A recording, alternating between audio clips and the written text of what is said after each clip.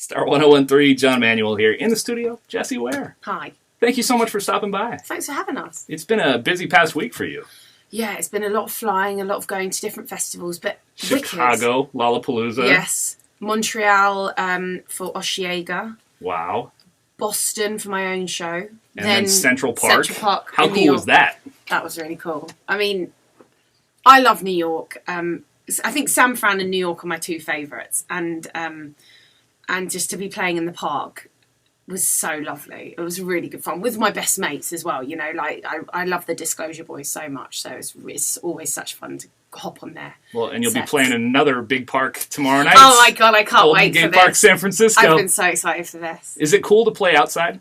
Yeah, man. I mean, not when it starts raining. As soon as you go on in Montreal. So Did literally, that happen? yeah. And I was on like a main stage, and that's quite scary in like itself. And every time I've been on a main stage, it's either just raining before or starts as soon as you go on. But actually, I think it means that you work a bit harder and you're like, come on, guys, let's do this together. Let's have a rain dance. And I know some people look at rain as being like a good luck symbol. Do you see it as that, or is it more just a pain in the ass? Yeah, you know what? For the whole, this is very weird. I'm going to sound a bit mumbo jumbo now. No, but, please. So my producer for my record, whenever something really big happened along the way, whether it be we finished the record, recording it, we finished mixing it, a song came out.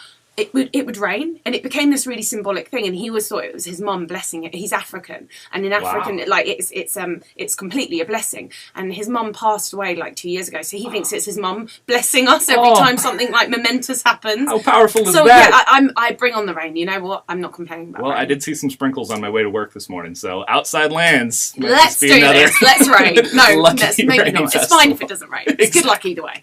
So you've had time to hang out in San Francisco before? Yes. And I love it, man. I went for a run to Golden Gate Bridge. Well, I say run.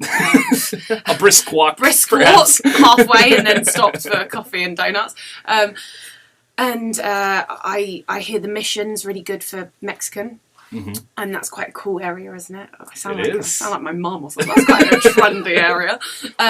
And I've played here twice and had two of the best gigs. Well, you're here early enough where hopefully you get some time to hang out. I'm going to go and eat loads in San Francisco. The food's really good here. It is. And so yeah, I'm gonna chill out. We stay at this really cool motel kind of hotel called Phoenix. The Phoenix. Very cool. And I love it. In the hood, sort of.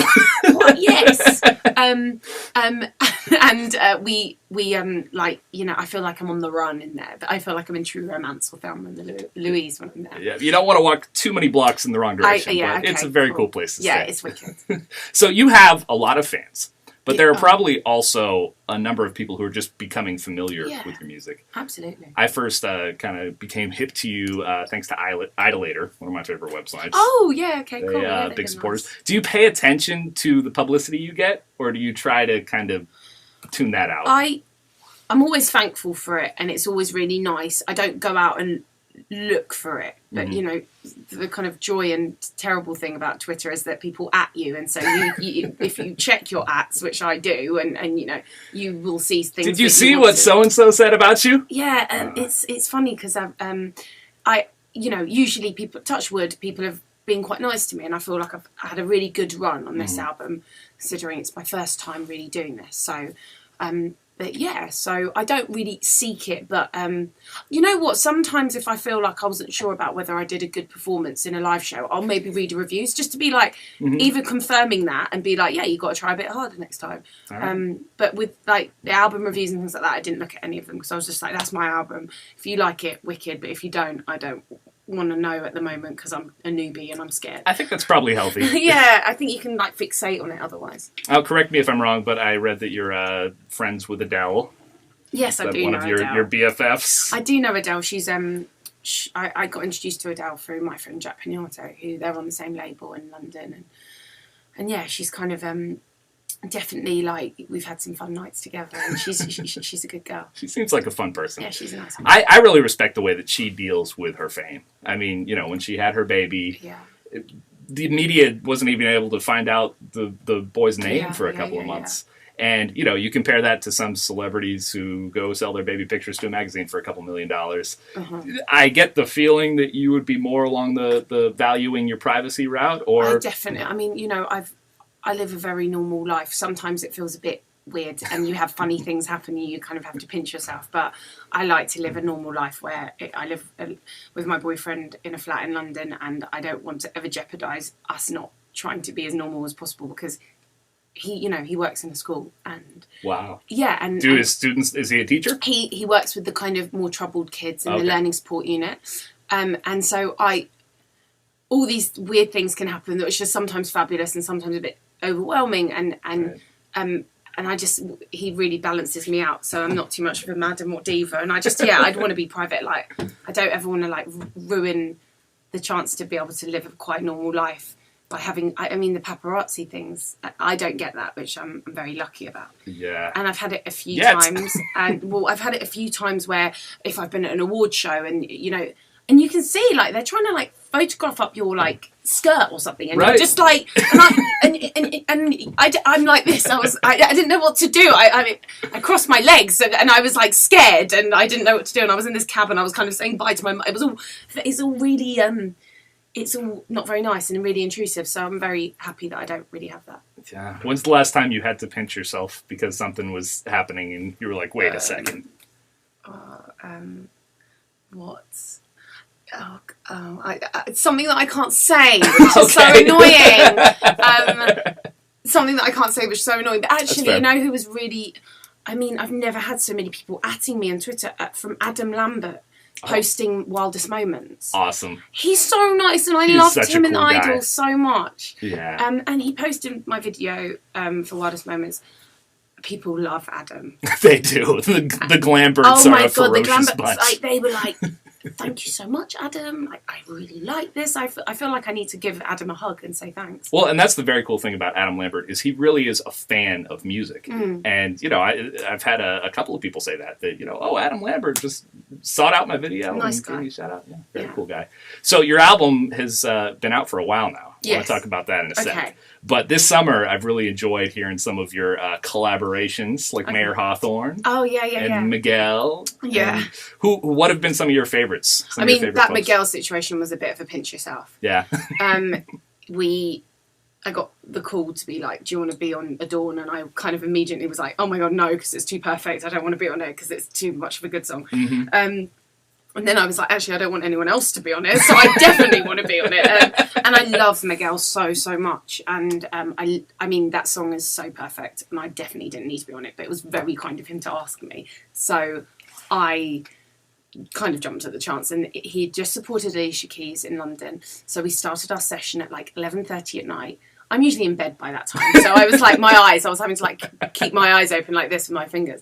And he brought in a bottle of scotch, and he was the nicest guy, and he was like, hey, so let's just, this is what I want you to do. All right. He took over the studio, asked the engineer if he didn't mind him just producing and doing it, because obviously I didn't realise that he produced that track too. Yeah. And we had the best time. And Mayor Hawthorne, I've always been a fan of, and he said, do you want to be on this? And I said, well, I'll be on it. Why don't I just do BVs? And then, we meet each other and I'll just do BVs. So, cool. That was really nice too. With Miguel, you mentioned that being a kind of pinch yourself moment, and that you're usually in bed by 11:30. Yeah. Is that the truth? Yes. Are you really an early My tour manager can I get a high five on that? I love sleep. I go to bed at 9 o'clock. I love people it. Make fun of me. I even try to make my gigs a bit earlier so people so I can go sleep. I'm sorry. I've been sometimes in America they like you to go on really late, especially in New York and LA, and I'm like 10:30 is too late. Also, I'm sorry, I think it's too late for people if they've got work the next day, but I swear people don't sleep in New York. Yep. But I love a good night's sleep. Amen. Well, your album, like we said, has been out for a while now. It's been almost a year now. Yes. When you listen to Devotion, do you hear things that you wish you could go back and change now?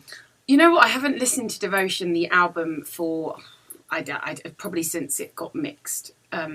Really? Yeah, and mastered, and then you're so in it then. So it's been a year since you've heard your album. Properly, I think so. Wow. And also because I've been playing it live, so it's very. I was in this like Japanese fast food place in London, and I walked in to get like a noodle soup, and I was like, I know this song, and then it was Swan Song, this song that's on my album. I was like, and then I have to say, I was like, God, this is actually pretty good. It's nicely mixed, nicely whatever produced. this song is that I'm hearing right now. I'm liking it. It's pretty good. It's just very funny because it's very different, the live show, to this kind of atmosphere on the record. You know, the live, I give it a bit more welly and like, I'm like, oof. But with the studio version, I wanted it to be very kind of soft and gentle and subtle and sophisticated. So it was actually a nice surprise to hear it. When you were making the album, did you imagine where people would be listening to it? Hopefully in bed. I saw you tweet about that last week, saying that you hoped people would kiss to it, and now they can. Yeah, they can. I recently got a condom commercial That's right. that are playing Wildest Moments on it, and everyone's been tweeting me being like, Jessie, did you know? And Are you aware? And I was like, I'm totally aware, and I'm really excited about it. That's pretty cool. I'm really happy. If they thought that it was a sexy enough song to be on a condom advert, and it's really tasteful, the condom advert, like sure. It's actually hot people making out. So initially I wanted all my friends to be dancing to my album at late night, kind of when we come back from a party, and then hopefully that would lead to people kissing and cuddling and slow dancing, and now hopefully they'll be having sex to it. All right. Maybe. We'll see. I don't know. It struck me as the whole thing just being a late night vibe. Man, definitely. It's odd to listen to in the morning. I 10 o'clock in the morning is like, I bet. I wanted it to be a kind of driving, like, lonely album too, that people could just kind of drive to. That works. Well, I've heard you be compared to a lot of big name, crazy big stars in the world of music. I'm not one much for comparisons, but have you heard a comparison that made you stop and say, well, really? What, like, no thanks? or just, a comparison that took you off guard? I don't know, actually. Who have people said? I mean, I think people are really nice about who they compare me to. Oh, so I'm going to be like, great, definitely, thank you. So it's always been a pleasant surprise. But, I also think that I invited a lot of those comparisons by, talking about Sade so much, right? Talking about Aaliyah, talking about that I love Prince, talking about Annie Lennox, people like that. Like, I've been the person that I think's kind of given them the people to be able to compare. And I get the sense that's what you listen to. I mean, we were walking down the hallway and we passed our sister station that plays kind of old school music and Michael Jackson and Prince and stuff like that. And you got really excited. Yeah, about I was I love that kind of nostalgia about those songs that you remember from your childhood or. Absolutely.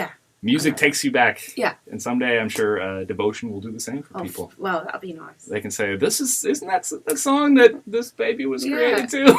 That's what we want. I hope there's going to be a lot of Jessies in the world. No, joking. You're not kidding. No, I'm not. Jessie works for boys or girls. Or could they be called Wilder? I don't know, from Wilders. I don't know. We'll work something out. That's great.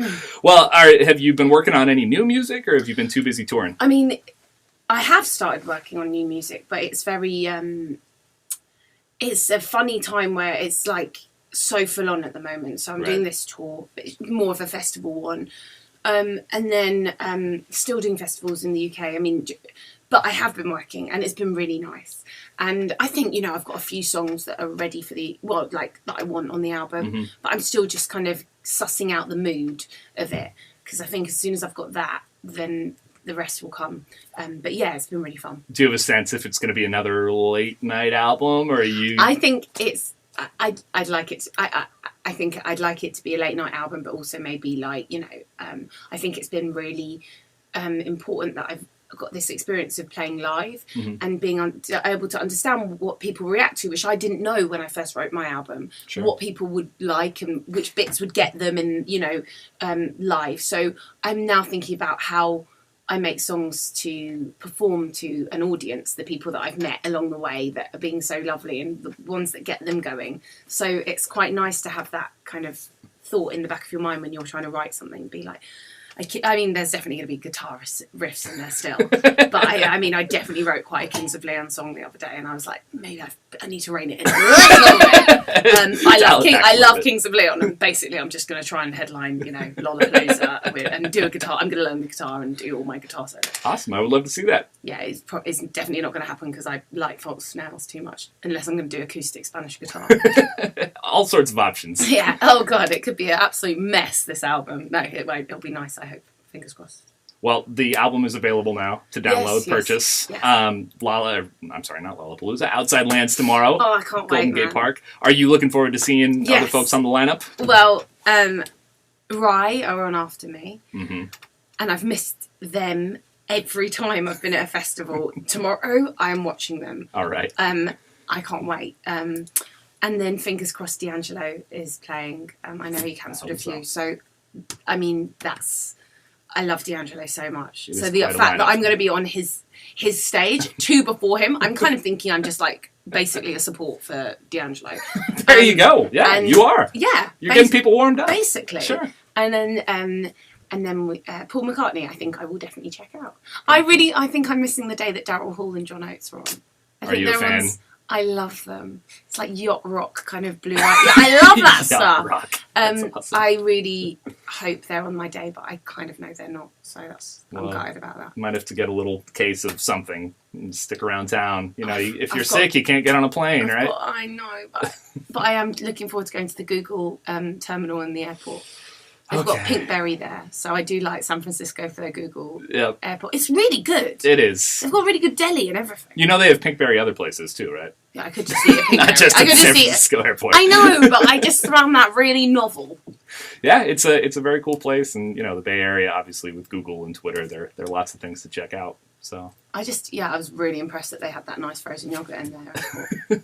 Well, I get excited about food. You can take a trip down, even if you're not catching a flight. Just hang out at the terminal. Well, Jessie Ware, what's the best way for people to kind of stay up to date with what's happening in your world? Probably Twitter is where I chat the most fraff. So Jessie, I think it's Jessie_Ware. And being that we're in San Francisco, we should launch a campaign to try to get rid of that underscore. Are you annoyed by the person who just has Jessie Ware and doesn't do anything with it? Be honest. No, I'm not. I didn't even think about that. But there's a person who has Jessie Ware with no underscore, and they don't even tweet. I think there's a baseball player in America, a female baseball player called Jessie Ware. Well, you would know better than I. Because, I think she's on Twitter.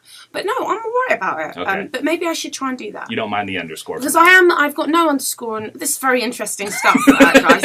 I've got no underscore on the Instagram, so maybe, that would make more sense. It'd be great if they were consistent. Think about all these lovely tweets that I'm missing about people being worried about the condom advert. Tweeting the poor baseball player. Twitter and Instagram probably are where I'm the most active. Awesome. And Facebook. I guess you just type in Jessie Ware and see me striking a pose and probably the picture, I don't know. Imagine that. Yeah, and then I've got a website. Google you. Yeah, Google me. Maybe don't, I don't know. Well, Jessie Ware, thank you so much for stopping by Star 101.3. Can't wait to see you at Outside Lands. Oh, I can't wait.